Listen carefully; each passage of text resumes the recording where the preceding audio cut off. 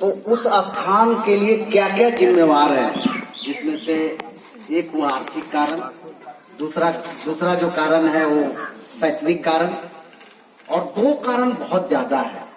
शैक्षणिक में तो कुछ हम लोग सफलता पाए हैं, आर्थिक में शहरों में सिर्फ पाए हैं, कुछ जिलों में कुछ पाए हैं, हर जगह सर्व नहीं हो पाए।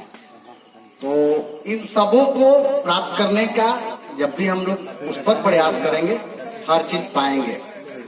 और हम लोग का संगठन बहुत सारा है, पटना के अंदर है, बिहार के अंदर है, देश के अंदर है, बहुत सारे संगठन है, लेकिन सबका एक ही ध्यान है कि हमें कौन सा पोस्ट मिल रहा है।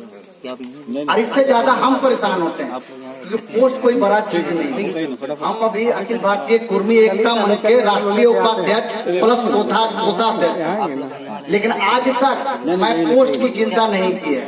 पोस्ट कोई बड़ा चीज नहीं होता है। आपने जो एक लैंडमार्क बनाया, एक जो लकीर खींची है, उस लकीर का बहुत बड़ा मान होता है, क्योंकि आने वाले में आप नहीं रहेंगे, नश्वर हैं, लेकिन जो आपने एक लैंडमार्क बनाया ना, जैसे अभी गांधी की चर्चा करते हैं या आसपास गांव में ही होंगे कि भाई देखो पहला स्कूल फलाने मास्टर साहब थे, जिन्होंने जो आज उनका जो बेटा प्रिंसिपल है या कुछ डायरेक्टर है, उनके दादा परदादा किए थे। तो इस तरह से आप जो भी हैं, यह सोच के करना है कि हम एक हर जो काल के कपाल पे एक ऐसा शब्द, एक ऐसी सोच, एक ऐसा आने वाले पीढ़ियों के लिए अनमोल चीज डाल दें कि आने वाले पीढ़ियां गर्व करें कि मेरे कोई चाचा थे, मेरे दादा थे, मेरे नाना थे, मेरे कोई भी रिलेशन के थे, वो पूरा समाज का है, मेरे गांव वाले थे। वैसा कुछ बनने की जरूरत है। मैं उसी को देखते हुए, और एक चीज और था प्रॉब्लम कि हमारे समाज के प्रबुद्ध लोग बहुत सारे हैं, लेकिन प्रबुद्ध लोगों की भाषा, उनकी सोच, उनकी समझ जब तक मास लोगों तक, ज्यादा लोगों तक नहीं पहुंचे, तब तक उस भाषण का वो कोई फायदा नहीं है। तो उसका एक ही उपाय है, उपाय वह है कि उसको फिल्मांकन किया जाए, और फिल्मांकन को मल्टीमीडिया के जमाने में यहाँ से लेकर सुदेश साइबेरिया से बैठे हुए भारतीयों को से लेकर के अमेरिका, कैलिफोर्निया से लेकर सुदूर अफ्रीका तक, मतलब कहने का कि जमीन से आसमान तक हर लोगों तक पहुंचाने का एक ही मीडिया है, वह है सोशल मीडिया। इसलिए मैं सोशल मीडिया में काम करता हूं और हर लोगों की जुबान की, सोच की, समझ को हर लोगों के अंदर दिमाग में डालता हूं। तो इसी सोच के साथ मैं जो भी हमारे साथ जो यहाँ अखिल भारतीय कुर्मी एकता मंच के सदस्यगण से लेकर के नवजागरण के जो वीर योद्धा, जिन्होंने कुर्मी चेतना महारैली पूरे भारत में, हम समझते पूरे ब्रह्मांड में एक यूनिफॉर्म, एक सिविलाइज, एक जो बड़ी आयोजन थी, उसमें से दुनिया में से एक था।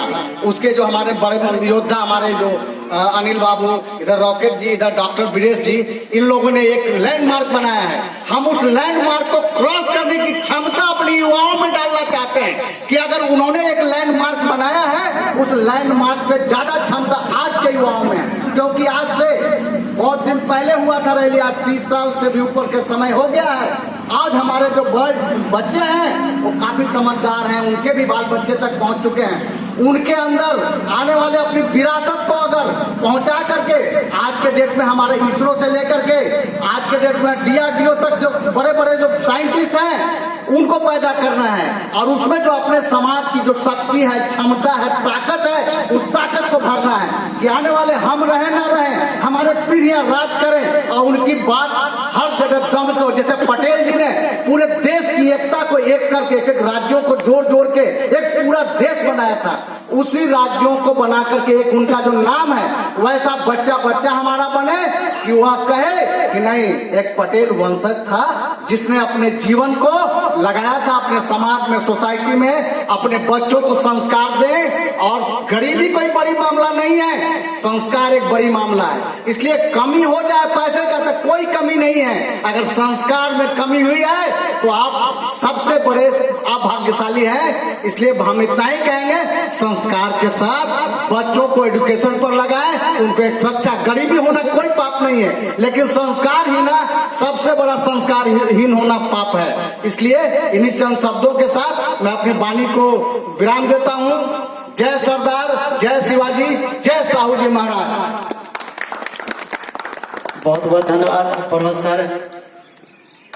बहुत अच्छा जोश और उमंग आपने भर दिया इस होली के माहौल में।